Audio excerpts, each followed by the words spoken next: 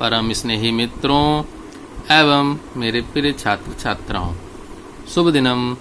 आपका दिन शुभ हो।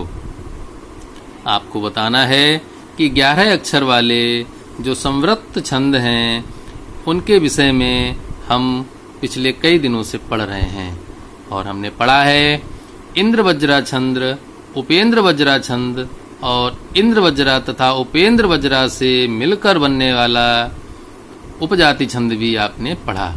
आज संवृत्त छंद के अंतर्गत जो कि त्रिष्टुप प्रकरण में स्वीकार किया जाता है और वह छंद है रथोद्धता, अर्थात इंद्र वज्रा, उपेंद्र वज्रा, उपजाति और यह जो छंद है रथोद्धता, ये त्रिष्टुप प्रकरण के अंतर्गत स्वीकार किए जाते हैं।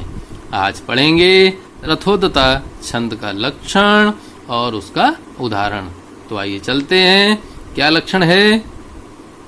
रान नरावी रथोद्धता लगो। क्या आपको संक्षिप्त रूप से समझना है? शॉर्ट में तो क्या करना है?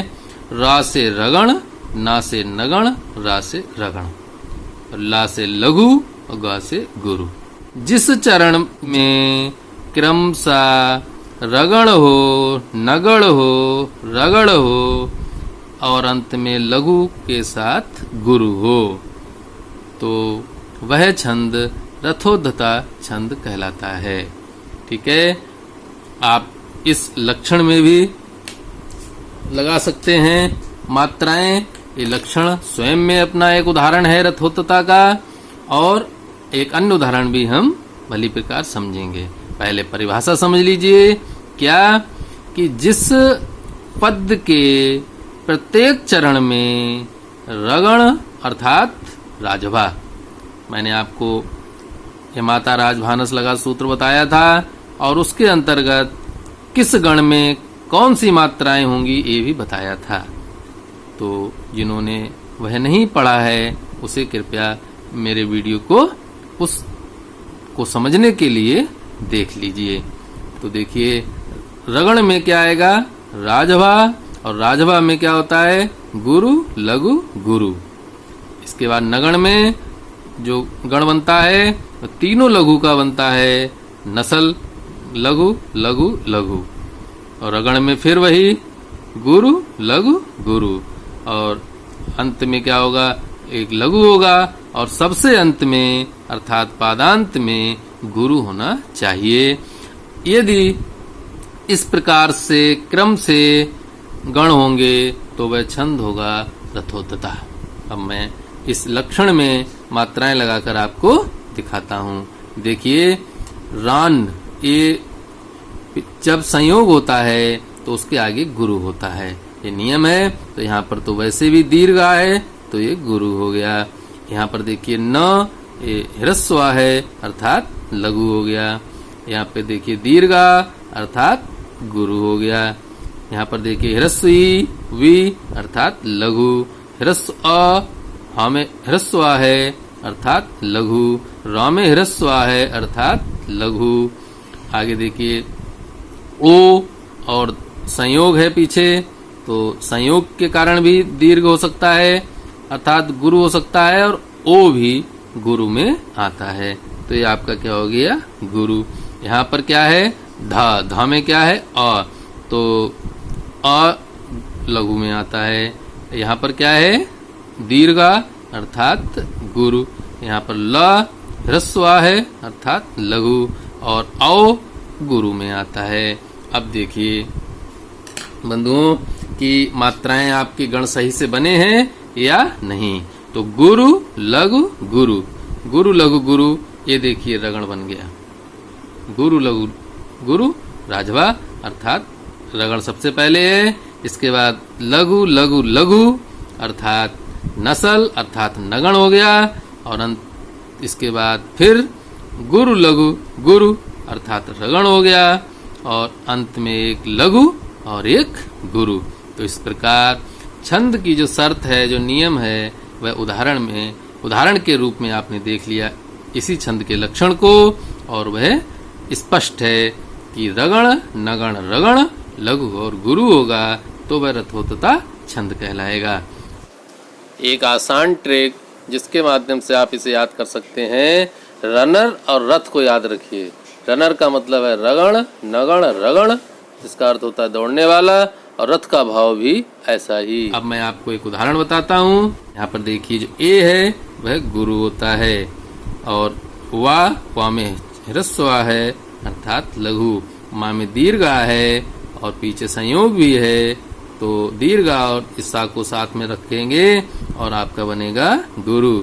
यहाँ पर र बचेगा, तो र मैंने आपको पिछली बार बताया था, आप इसको ऐसे कर लीजिए, स तालव्य सकार और र, ये मिलकर बनता है आपका श्रा।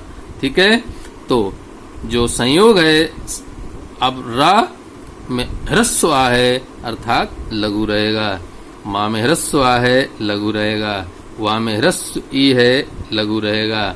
इधर र में ह्रस्व आ है तो लघु रहना चाहिए, लेकिन पीछे संयोग है इसलिए यहाँ पर गुरु बनेगा। ठीक है बंधुओं, गुरु बनेगा यहाँ पर। फिर द में ह्रस्व आ है तो लघु बनेगा। यहाँ पर व्री है और इसके पश्चात तकार है संयोग का, तो यहाँ पर गुरु बनेगा। ह्रस्व ई है तो लघु रहेगी, दीर्घा है तो गुरु रहेगा। अब आप देखिए, ये आपका हो गया, देखिए राजवा अर्थात रगण हो गया, और ये आपका हो गया तीनों लघु अर्थात नसल हो गए। इसके बाद देखिए गुरु लघु गुरु अर्थात राजवा रगण हो गया, और अंत में एक लघु और एक गुरु। ये आपका रथोत्तता का चरण पूरा हो गया। इसी प्रकार यहाँ पर देख लीजिए, अनुस्वार होता है तो गुरु होता है, ह्रस्व है तो लघु, विसर्ग होता है तो गुरु होता है। ह्रस्वी ह्रस्वी ह्रस्वी, लघु लघु लघु। यहाँ पर देखिए, जब संयोग होता है तो अगला अक्षर गुरु हो जाता है, तो देखिए गुरु कर लीजिए। ह्रस्व है तो लघु, और यहाँ पर संयोग होने के कारण सकार और तकार आप इसके साथ रखेंगे और हो जाएगा गुरु। वा में ह्रस्व है तो लघु, दीर्घ है तो गुरु। आप देख लेंगे, फिर से आपका ये रगण हो गया, ये आपका नगण हो गया, ये आपका रगण हो गया, अंत में लघु और गुरु हो गया। इसी प्रकार यहाँ पर संयोग है, संयोग से पहले गुरु हो जाता है, और यहाँ पर वा है, वा आपका हो गया लघु, और जो अनुस्वार होता है तो गुरु होता है। आपका ये संयोग भी है, इसे इधर ले लीजिए, बचेगा रा का बनेगा लघु। इसके बाद या लघु, ह्रस्व लघु, ओ गुरु होता है, आकार इधर आ जाएगा, ई लघु, और दीर्घु अर्थात गुरु हो गया। इस प्रकार सकार इधर ही चला जाएगा, या ह्रस्व है तो लघु, और एक ही मात्रा गुरु। यहाँ पर भी आप देख लीजिए, ये आपका रगण हो गया, ये नगण हो गया, ये रगण हो गया, अंत में लघु के साथ गुरु हो गया। इसी प्रकार यहाँ देखिए, संयोग है, संयोग से अगला अक्षर क्या हो जाता है, गुरु हो जाता है। यहाँ पर अणकार है लघु, यहाँ पर स है, ह्रस्व है, लघु होना चाहिए, लेकिन इसके पीछे संयोग है तो राग को इधर शामिल रखिए। संयोग के कारण उसके आगे वाला वर्ण गुरु होता है, तो हमने गुरु कर लिया। यहाँ पर पा में ह्रस्व है तो लघु कर लीजिए, ह्रस्व ई है तो लघु कर लीजिए। यहाँ पर देखिए ह्रस्व उ है अर्थात लघु रहेगा, और ए जो मात्रा होती है वो गुरु की होती है। वा लघु है, चा लघु है, लेकिन संयोग होने के कारण आगे का वर्ण गुरु कहलाएगा। इधर आप देखिए द अर्थात ह्रस्व अर्थात लघु, और ना के साथ म है तो आपका अनुस्वार है, और आप इसको कर सकते हैं।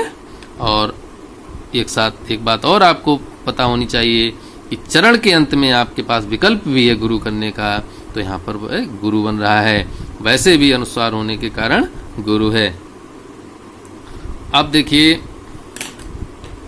आपका ये जो गण है वो आपका रगण हो गया, यहाँ पर नगण हो गया, यहाँ पर रगड़ हो गया, लघु और गुरु के साथ।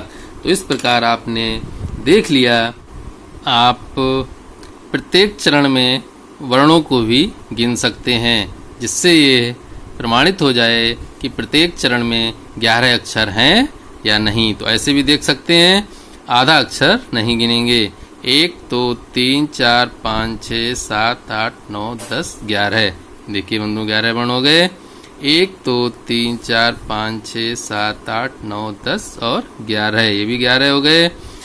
1 2 3 4 5 6 7 8 9 10 और 11 वर्ण। 1 2 3 4 5 6 7 8 9 10 और 11। आधा अक्षर अर्थात स्वर रहित व्यंजन को नहीं गिनेंगे। इसी प्रकार आप कैसे समझ सकते हैं, जितनी भी मात्राएं लगाई हैं वो भी आपकी 11 होंगी। 1 2 3 4 5 6 7 8 9 10 11।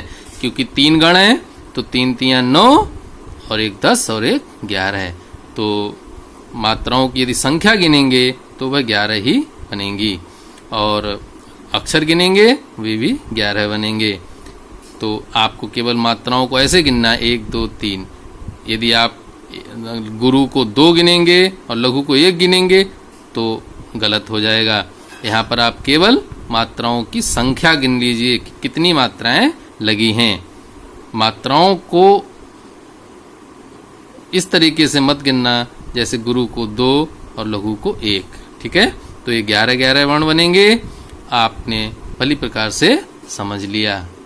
एक अन्य उदाहरण आप देख लीजिए। यहाँ पर भी आपका है रगण, यहाँ पर है आपका नगण, और फिर यहाँ पर है रगण और लघु के साथ गुरु है। इसी प्रकार यहाँ पर रगण नगण, फिर यहाँ से यहाँ तक रगण, लघु के साथ गुरु। इस प्रकार बंधुओं आप पूरे पद्य में रगण नगण रगण लघु और गुरु की मात्राएं लगाकर अभ्यास कर सकते हैं। तो आज के सत्र में बंधुओं आपने जाना रथोत्तता छंद को, और इस रथोत्तता छंद के विषय में मेरा ये जो वीडियो है आपको कैसा लगा। यदि आपको अच्छा लगा हो, समझ में आया हो, तो कृपया लाइक कीजिए, शेयर कीजिए।